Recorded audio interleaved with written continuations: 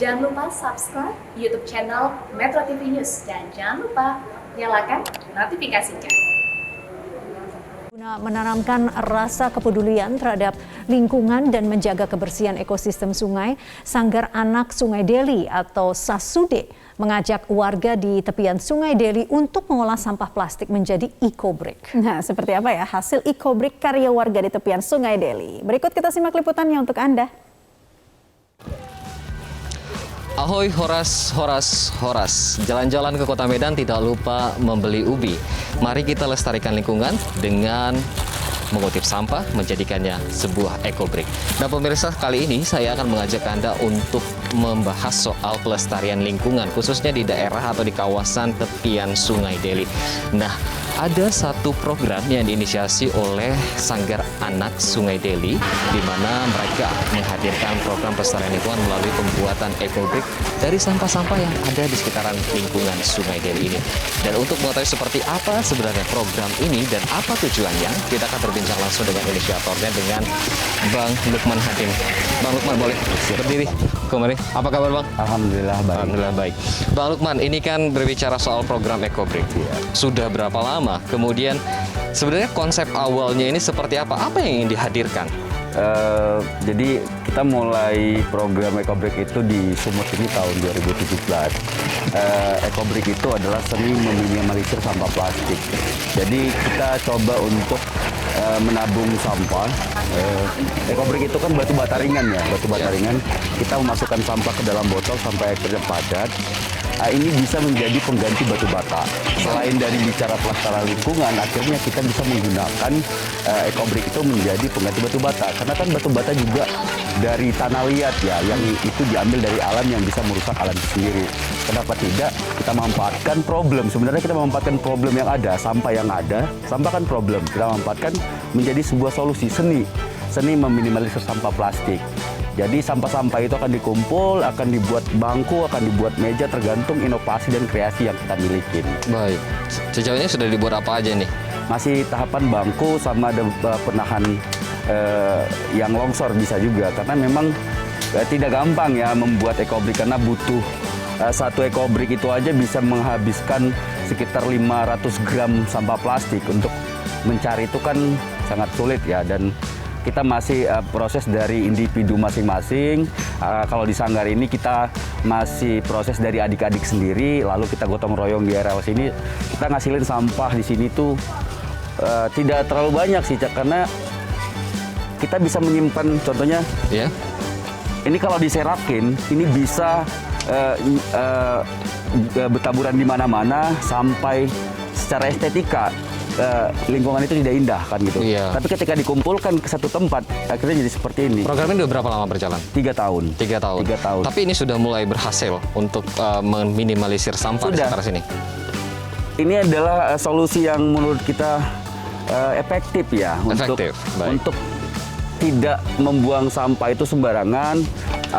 Membatasi sampah itu supaya dibuang ke sungai, kita tabung seperti ini, sangat efektif sekali. Oke, kita bergabung dengan adik-adik di sini karena melibatkan adik-adik di sekitar Sungai Deli. Tapi tidak hanya adik-adik katanya, ada juga melibatkan warga di sini, khususnya ibu rumah tangga. Apa sih sebenarnya yang akhirnya ingin melibatkan warga di sini juga?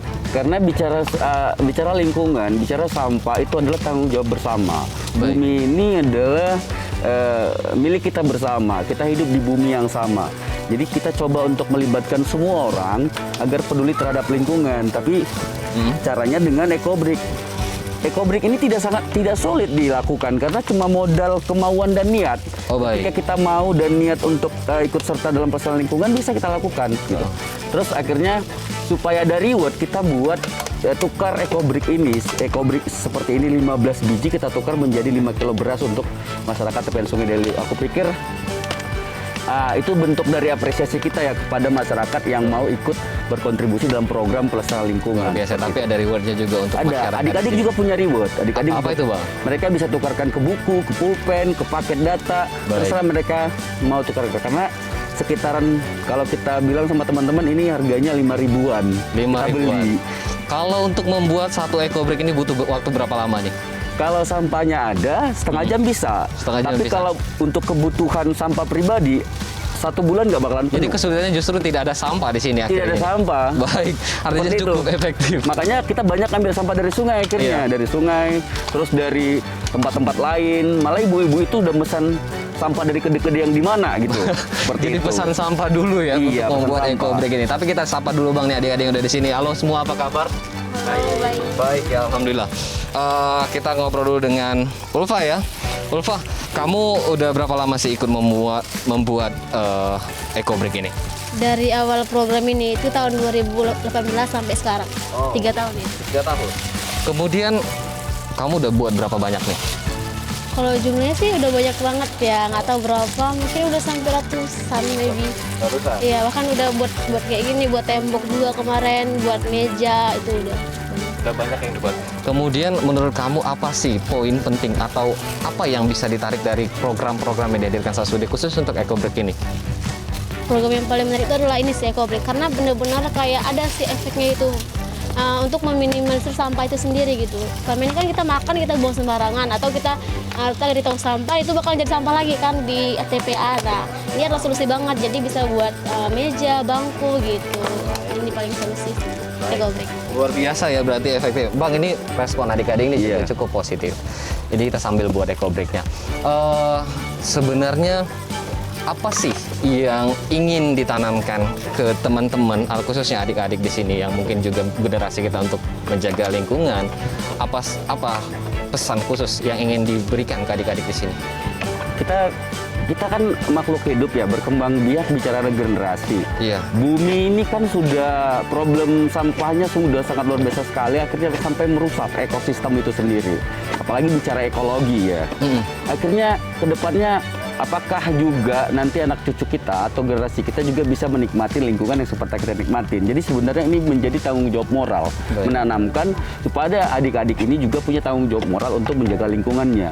Kalau tidak disadarkan, tidak dirubah mindsetnya untuk mencintai lingkungan, aku yakin dunia ini akan cepat sekali punah dan berantakan gitu. Jadi ini karena bicara tanggung jawab bersama sih sebenarnya. Nah, pemirsa, inilah salah satu cara kita untuk melestarikan lingkungan di tengah gerusan banyaknya produksi sampah, khususnya di tepian sungai. Dan ini juga bisa mendidik anak-anak di tepian sungai agar lebih mencintai lingkungan. Sebagai generasi muda, kita turut berperan untuk melestarikan lingkungan ke depannya. Demikian dari Medan, Sumatera Utara, dan Lapangan Ribuan, Edi Sembiring, Metro TV.